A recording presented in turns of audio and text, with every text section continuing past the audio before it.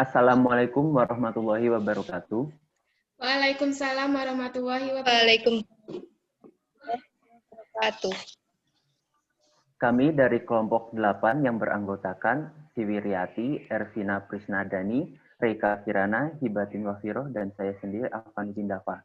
Di sini kami akan melakukan diskusi panel dengan tema Merdeka Belajar Kampus Merdeka.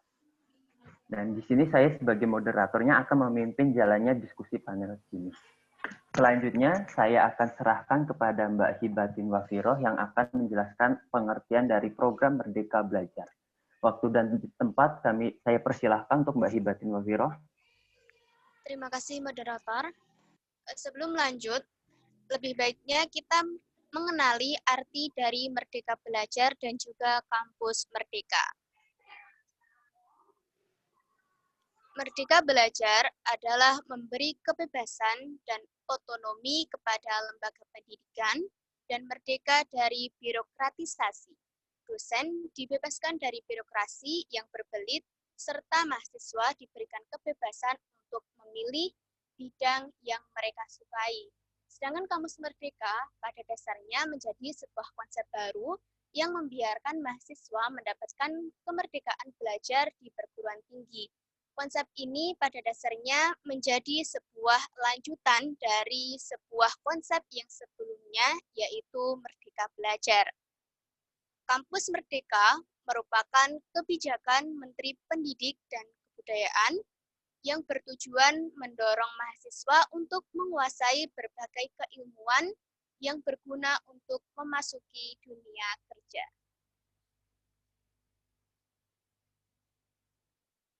Untuk program pendidikan Merdeka Belajar sendiri meliputi 4 pokok kebijakan.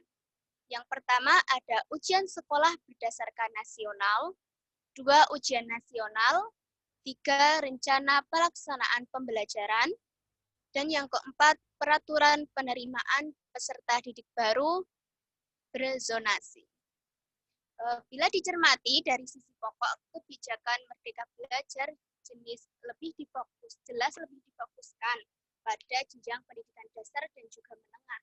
Akan tetapi kebijakan ini berjenjang ke jenjang selanjutnya, yaitu jenjang pendidikan tinggi atau dikti melalui program Kampus Merdeka. Yang pastinya program Merdeka Belajar bukanlah sebuah kebijakan yang secara tiba-tiba muncul. Akan tetapi kebijakan ini melalui serangkaian proses yang panjang dan memang sudah matang untuk dipublikkan.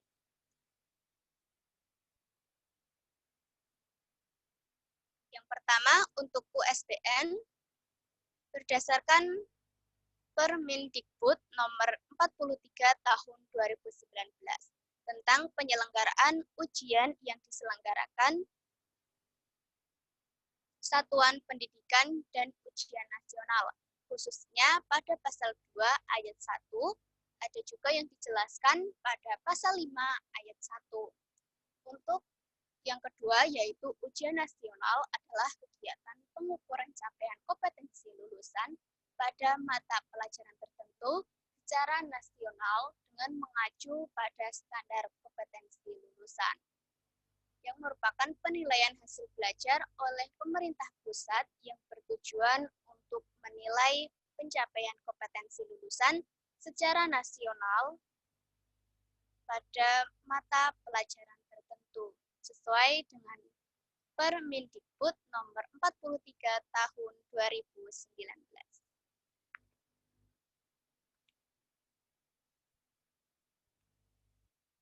Yang ketiga, dalam hal RPP, mengacu kepada Surat Edaran Mendikbud nomor 14 tahun 2019 tentang penyederhanaan RPP, yang isinya meliputi penyusunan RPP dilakukan dengan prinsip efisien, efektif, dan berorientasi pada siswa. Yang kedua, dari 13 komponen RPP yang tertuang dalam Permendikbud nomor 22 tahun 2016, yang menjadi komponen inti adalah tujuan pembelajaran. Yang keempat, ada PPDB. Berdasarkan Permendikbud baru nomor 44 tahun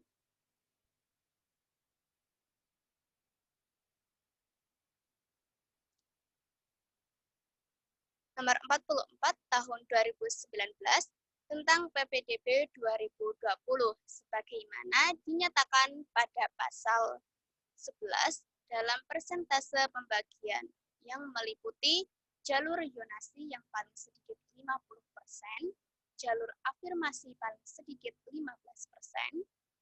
dan juga ada kuota penerimaan siswa baru lewat jalur berprestasi semula 15%, sekarang menjadi 30%. Dan juga adanya satu penambahan baru jalur PPDB, yaitu melalui jalur afirmasi.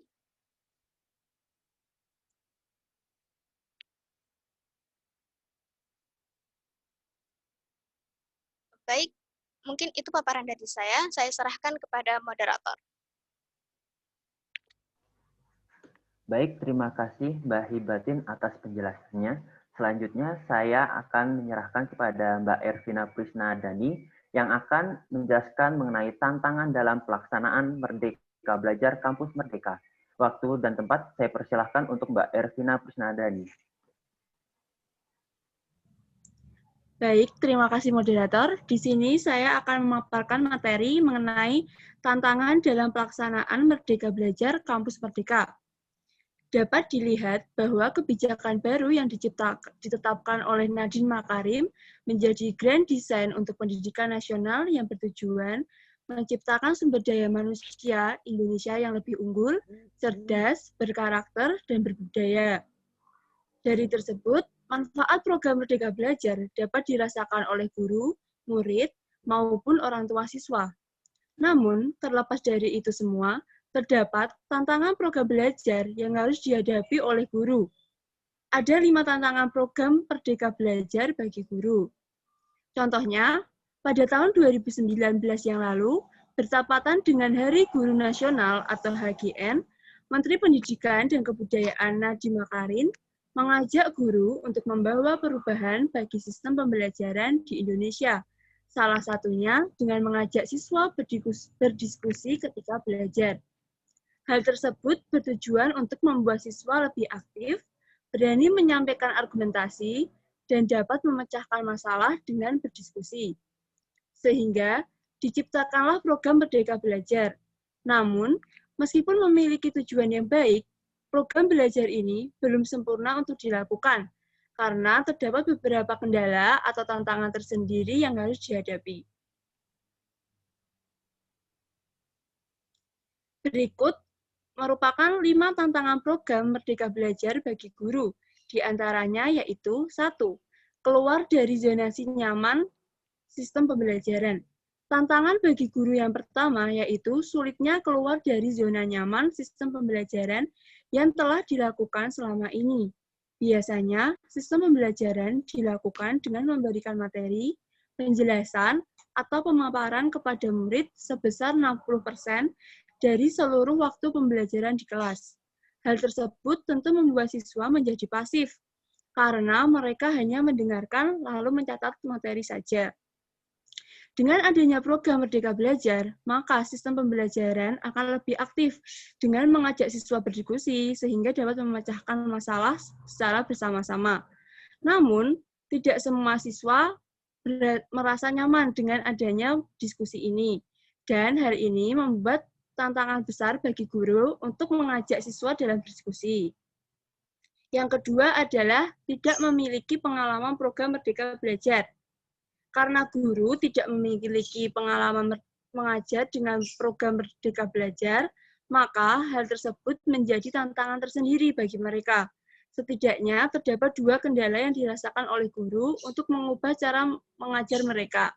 Yang pertama yaitu tidak memiliki pengalaman Merdeka Belajar. Dan yang kedua, mereka terbiasa mendengarkan penjelasan dari guru pada saat sekolah ataupun kuliah. Minimnya pengalaman personal guru dapat mempengaruhi cara mereka mengajar di kelas. Yang ketiga adalah keterbatasan referensi.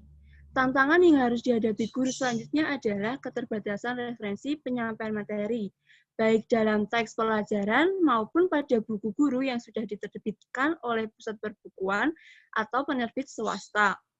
Karena keterbatasan referensi inilah yang membuat guru sulit memperoleh rujukan penyampaian materi, serta fasilitas pembelajaran pada siswa yang kurang efektif, baik buku yang dimiliki siswa maupun guru yang dinilai masih rendah kualitasnya. Yang keempat adalah keterampilan mengajar. Guru harus mengupgrade keterampilan mengajar sesuai dengan program Merdeka Belajar. Cobalah untuk memberi kebebasan kepada siswa untuk berargumentasi, berpendapat, dan memberikan soal dengan kemampuan berpikir tingkat tinggi, yaitu seperti soal HOT. Namun, sayangnya, masih guru yang belum memahami model soal HOT hingga saat ini. Sebagai gantinya, guru dapat memberikan soal sederhana yang membutuhkan kebebasan berpikir siswa. Dengan begitu, program kemerdekaan belajar dapat diwujudkan dengan baik. Dan yang kelima adalah minim fasilitas dan kualitas guru. Program Merdeka Belajar dikhawatirkan dapat meningkatkan ketimpangan pendidikan antara beberapa sekolah di Indonesia yang mungkin belum siap dengan kebebasan program tersebut. Hal tersebut dikarenakan minimnya fasilitas serta kualitas guru untuk membuat sistem penilaian tersendiri. Tentunya ini menjadi tantangan besar yang harus dihadapi. Dan selanjutnya adalah tantangan penerapan kebijakan Merdeka Belajar Kampus Merdeka. Mekanisme 1, yaitu mekanisme kolaborasi antara perguruan tinggi Islam swasta dan program studi dengan pihak luar. Yaitu, dengan adanya kebijakan pembukaan program studi baru, akreditasi perguruan tinggi dan program studi merupakan dua visi Menteri Pendidikan dan Kebudayaan yang diapresiasi oleh perguruan tinggi swasta.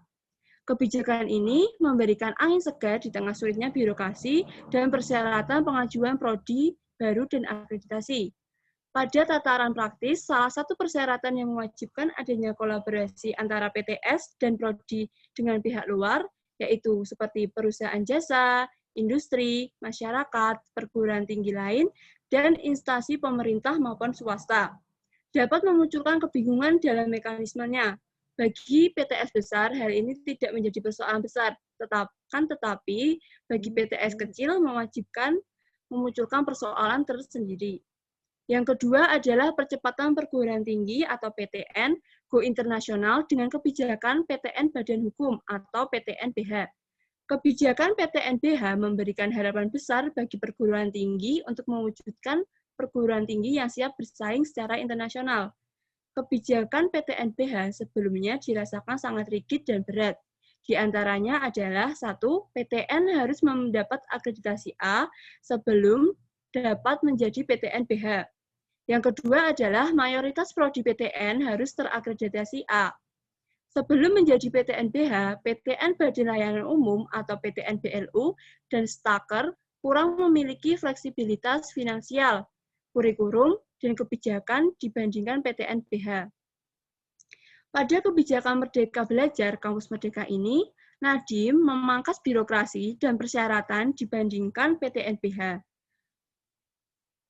Persyaratan yang rumit, tidak ada batasan minimal akreditasi, dan fleksibilitas waktu pengajuan PTN-BH selama PTN merasa siap dan memenuhi kualifikasi untuk alih status. Merasakan ini dapat memacu PTN untuk menjadi world class universitas. Yang ketiga adalah mekanisme magang di luar program studi, yaitu kebijakan magang selama 3 semester di luar program studi, dan PTN merupakan kebijakan visioner Menteri Pendidikan dan Kebudayaan untuk memberikan kebebasan bagi mahasiswa dalam usaha pengembangan keilmuan dan pengalaman kerja dan bersosial. Pada tataran praktisnya, muncul beberapa persoalan bagi PTS kecil atau PT dengan letak geografis terpencil, terluar, dan tertinggal. Selain masalah mekanisme kolaborasi antara prodi dengan PT dan prodi besar yang merujuk pada tingkat akreditasi, serta instansi besar sesuai pada poin 2 di atas. Muncul pertanyaan di kalangan prodi dan mahasiswa bagaimana mekanisme pembiayaan pada kegiatan magang tersebut. PT dan prodi dengan kategori di atas mayoritas memiliki mahasiswa dengan tingkat ekonomi keluarga menengah ke bawah. Pembiayaan magang menjadi permasalahan besar. Kegiatan magang setidaknya membutuhkan biaya transportasi dan biaya penunjang kegiatan lainnya.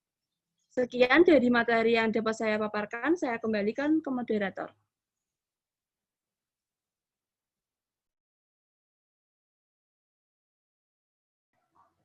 Baik, terima kasih atas penjelasannya, Mbak Ervina. Selanjutnya, saya serahkan ke Mbak Rika Kirana yang akan menjelaskan kebijakan dalam kampus Merdeka Belajar. Waktu dan tempat saya persilahkan untuk Mbak Rika Kirana. Terima kasih untuk moderator. Di sini saya akan menjelaskan tentang kebijakan dalam kampus Merdeka Belajar. Seperti yang kita tahu, segala kegiatan, mulai dari sekolah dasar hingga sekolah menengah atas atau menengah kejuruan, proses belajarnya selalu diatur oleh sekolah. Seperti halnya, ketika semasa sekolah, mata pelajaran yang sudah diatur oleh pihak sekolah. Yang dilakukan murid hanya mengikuti apa yang sudah ada dan ditentukan. Namun, hal itu berubah ketika sudah masuk ke perguruan tinggi, seperti misalnya di kampus yang mana mahasiswanya diberi kebebasan untuk bisa memilih waktu kuliahnya sendiri. Setelah masuk ke perguruan tinggi, mahasiswa dibebaskan untuk mengambil minat mereka sendiri, namun hanya satu minat saja, padahal tidak sedikit juga mahasiswa yang memiliki minat lebih dari satu. Mengenai hal tersebut, pada akhir Januari 2020, Menteri Pendidikan dan Kebudayaan Nadiem Anwar Makarim kembali meluncurkan kebijakan yang mana lanjutan dari program Merdeka Belajar. Namun, ini dikhususkan untuk perguruan tinggi yang bertajuk Kampus Merdeka. Dalam rapat koordinasi kebijakan pendidikan tinggi di Gedung D, Kantor Kemendikbud, tujuan dari kebijakan Kampus Merdeka ialah untuk mempercepat inovasi di bidang pendidikan tinggi, serta berbagai kebebasan yang lain.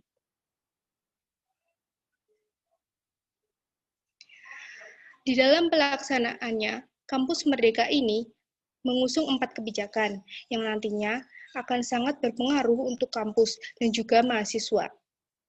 Kebijakan-kebijakan tersebut diantaranya, yang pertama, pembukaan program studi baru.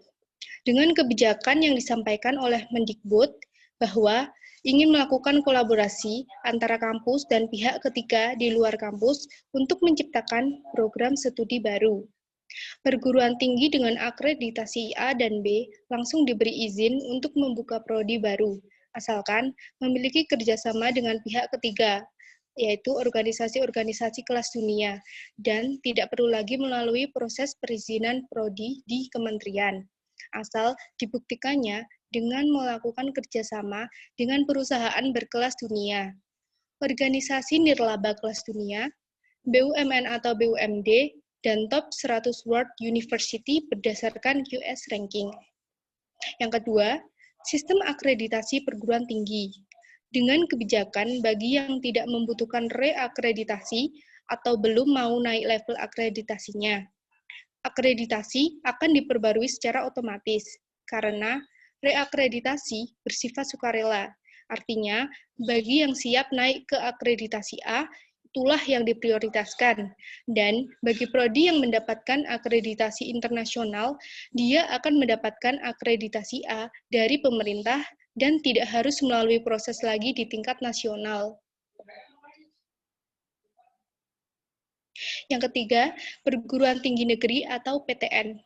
Ada 3 jenis status dari perguruan tinggi di Indonesia, yaitu Satuan Kerja atau Satker, Badan Layanan Umum atau BLU, dan Badan Hukum atau PTNBH. Kemendikbud akan mempermudah syarat untuk menjadi PTNBH, yaitu bagi yang mau menjadi PTNBH tidak ada penurunan subsidi dari pemerintah. Yang keempat, hak belajar 3 semester mahasiswa di luar program studi, di mana pada program ini, mahasiswa boleh memilih prodi di luar prodinya, yang nantinya diharapkan mahasiswa mampu melatih kemampuan adaptifnya. Dan juga tujuan dari 3 semester ini untuk merubah sistem S1 yang bisa benar-benar mempersiapkan mahasiswa untuk mampu survive di dunia yang nyata. Dan dari sinilah adanya kebebasan yang Kemendikbud berikan kepada mahasiswa dalam belajar untuk mencapai apa yang menjadi minat mahasiswa sendiri. Mungkin sekian materi yang saya paparkan. Selanjutnya, saya akan kembalikan kepada moderator. Baik, terima kasih Mbak Rika atas penjelasannya. Selanjutnya saya serahkan kepada Mbak Siwiriati yang akan menjelaskan kegiatan pembelajaran dalam Kampus Merdeka Belajar. Untuk waktu dan tempat saya persilahkan untuk Mbak Siwiriati. Baik, terima kasih moderator. Yang selanjutnya yaitu kegiatan pembelajaran dalam Kampus Merdeka Belajar. Menurut Nadiem Makarim, kemerdekaan belajar berarti memberi kebebasan dan otonomi kepada lembaga pendidikan dan merdeka dari birokratisasi.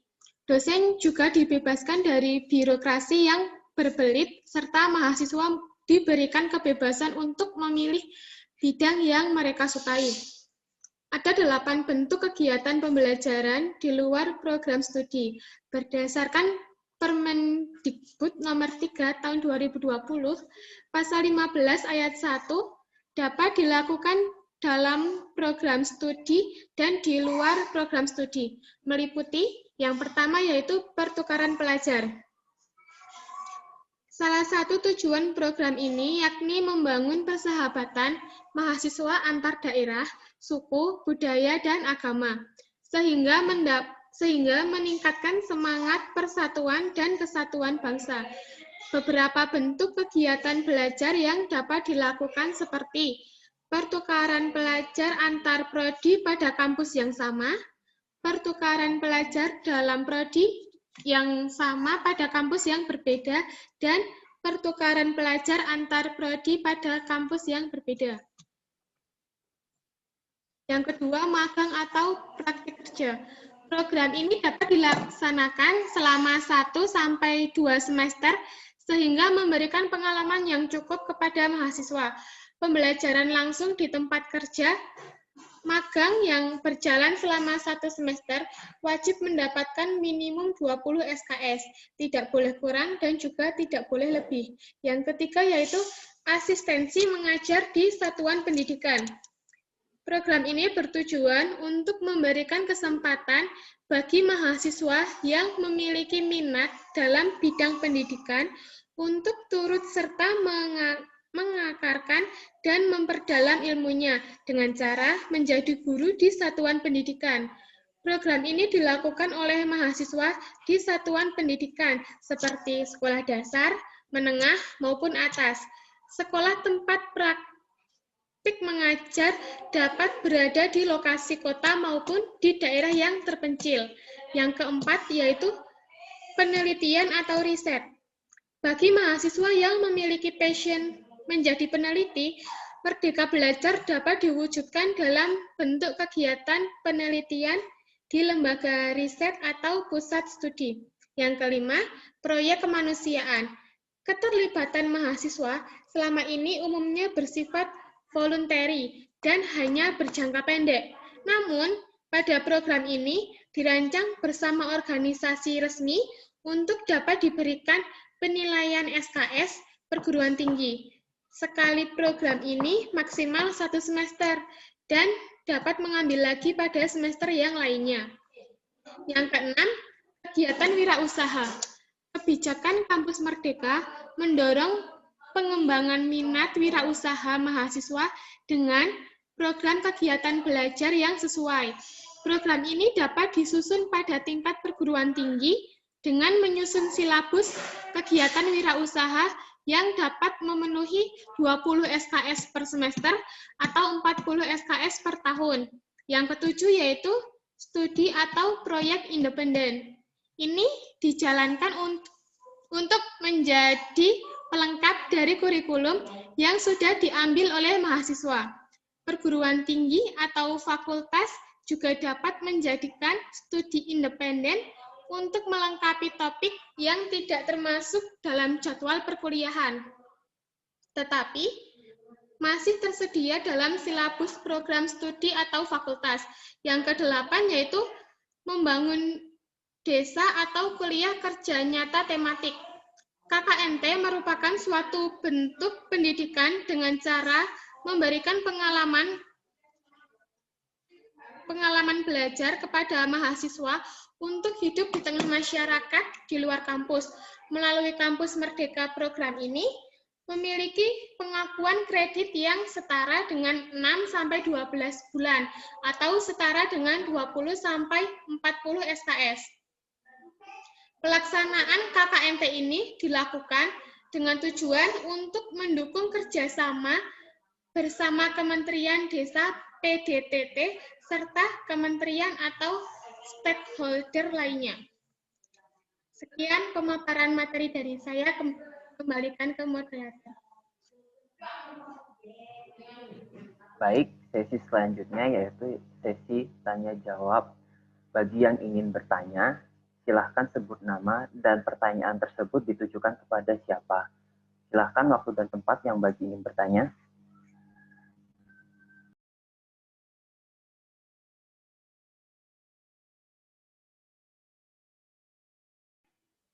Saya ingin bertanya. Baik, Mbak Siwi, pertanyaannya ditujukan kepada siapa? Ditunjukkan kepada Mbak Ervina.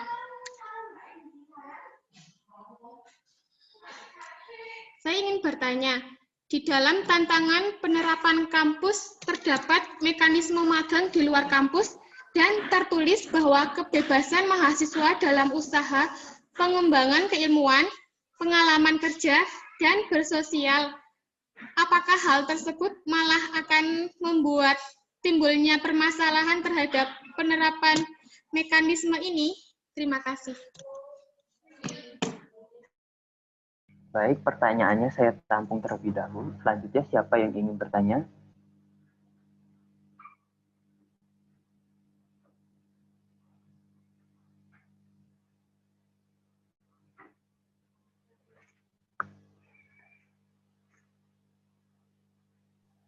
Saya ingin bertanya. Baik, siapa ini? Mbak Reika. Pertanyaannya ditujukan kepada siapa? Saya ditujukan kepada Hibatin Wafiroh. Baik, Mbak Reika, silakan.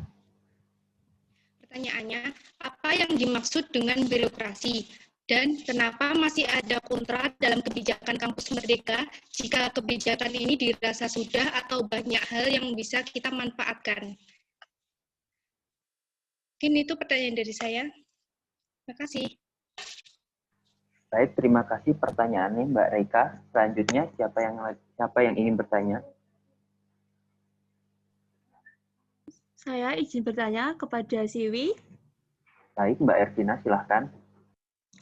Yaitu, apakah 8 bentuk kegiatan pembelajaran dalam Kampus Merdeka Belajar wajib belajar harus dilaksanakan semua? Terima kasih.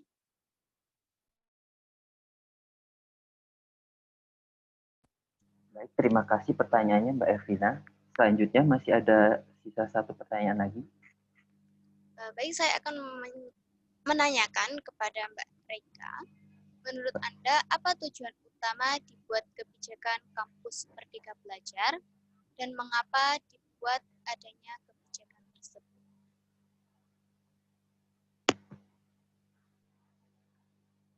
Baik, terima kasih pertanyaannya Mbak Hibatin. Mungkin para yang sudah ditanyakan bisa menjawab sekarang dari Mbak Siwi yang menanyakan kepada Mbak siapa tadi?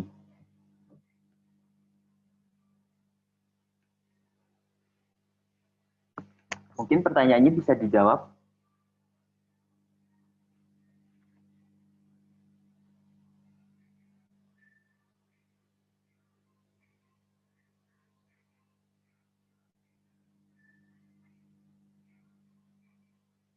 Baik, saya akan menjawab pertanyaan dari Siwi. Menurut pendapat saya, iya, karena dengan adanya mekanisme magang di luar kampus, itu lebih menguntungkan praktik di lapangan, yaitu seperti leak and match, yang dikhawatirkan akan melupakan atau mengesampingkan tujuan utama dari pendidikan.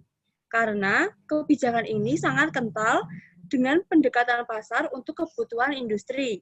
Sedangkan bukan untuk membentuk karakter mahasiswa yang seharusnya melahirkan manusia pemikir yang kritis, tapi malah melahirkan manusia. Apakah ada yang kurang? Saya kembalikan ke moderator. Bagaimana Mbak Siwi atas jawaban dari yang diberikan oleh Mbak Ervina? Baik, terima kasih Mbak Ervina. Baik, selanjutnya pertanyaan dari Mbak Reika yang ditujukan kepada Mbak Siwi. Bagaimana Mbak Siwi, bisa dijawab sekarang? Bisa. Dari pertanyaannya Mbak Reika, jawabannya menurut saya kedelapannya tidak wajib. Hanya saja untuk kegiatan magang, wirausaha, KKNT, itu yang diwajibkan karena berhubungan dengan SKS. Namun, untuk kegiatan seperti poin 1, 3, 4, 5, untuk mendorong atau memfasilitasi mahasiswa saja. Sedangkan untuk poin 7 sebagai pelengkap dari kurikulum yang sudah diambil oleh mahasiswa. Bagaimana Mbak Reika? Baik, terima kasih atas jawabannya. Mungkin sudah sedikit jelas. Terima kasih. Terima kasih Mbak Siwi atas jawabannya. Selanjutnya yaitu pertanyaan dari Mbak Hiba yang ditujukan kepada Mbak Reika. Apakah Mbak Reika bisa menjawab sekarang? Baik, saya akan menjawab pertanyaan dari Mbak Hibatin Wafiro. Baik, menurut saya tujuan dari Kampus Merdeka Belajar salah satunya ialah untuk mempercepat inovasi di bidang pendidikan tinggi, serta berbagai kebebasan berkegiatan. Selain itu, kebijakan tersebut diharapkan mampu mendorong perguruan tinggi dan mahasiswa agar menjadi lebih adaptif. Kebijakan tersebut dibuat karena untuk menghilangkan paradigma. Seperti yang kita tahu, pendidikan hanya tanggung jawab suatu satuan pendidikan. Dengan adanya kebijakan Kampus Merdeka, tanggung jawab pendidikan bisa diampu bersama oleh industri, asosiasi, maupun unsur masyarakat. Mungkin itu saja pendapat dari saya, atau sudah menjawab, atau ada yang menyanggah. Terima kasih. Baik, terima kasih Mbak Reika atas jawabannya. Selanjutnya yaitu tinggal satu pertanyaan lagi, yaitu yang pertanyaan dari Mbak Ervina yang ditujukan kepada Mbak Hibatin. Apakah Mbak Hibatin bisa menjawab? Baik, akan saya jawab. Yang dinamakan birokrasi merupakan sistem pemerintahan yang dijalankan oleh pegawai pemerintah yang berpegang pada hierarki dan jenjang jabatan, atau cara bekerja atau susunan pekerjaan yang banyak lika-likunya menurut tata aturan. Dan untuk pertanyaan, mengapa masih ada kontra dalam kebijakan ini? Karena menurut saya, kalau tidak ada pro dan kontra, berarti menandakan sebuah lembaga atau suatu instansi tersebut tidak balance antara birokrasi, mungkin karena masih ada atau kurang pengarahan pengetahuan mengenai hal tersebut dan keterbatasan sarana prasarana. Baik, itu jawaban dari saya.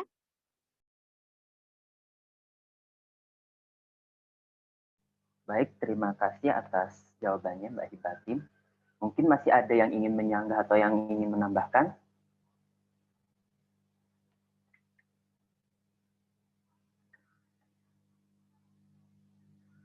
Baik, tidak ada. Terima kasih kepada panelis yang sudah ikut andil dalam diskusi panel ini. Dan kesimpulan dari diskusi panel ini adalah Merdeka Belajar Kampus Merdeka merupakan kebijakan Menteri Pendidikan dan Kebudayaan yang bertujuan mendorong mahasiswa untuk menguasai berbagai ilmu yang tertuang dalam Permendikbud nomor 3 tahun 2020.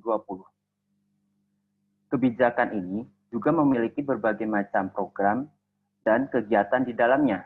Namun, kebijakan ini juga terdapat beberapa tantangan dan hambatan di dalam pelaksanaannya. Mungkin itu saja yang dapat saya sampaikan. Diskusi panel kali ini saya akhiri. Kurang lebihnya saya mohon maaf. Saya akhiri. Wassalamualaikum warahmatullahi wabarakatuh. Waalaikumsalam warahmatullahi wabarakatuh. Terima kasih.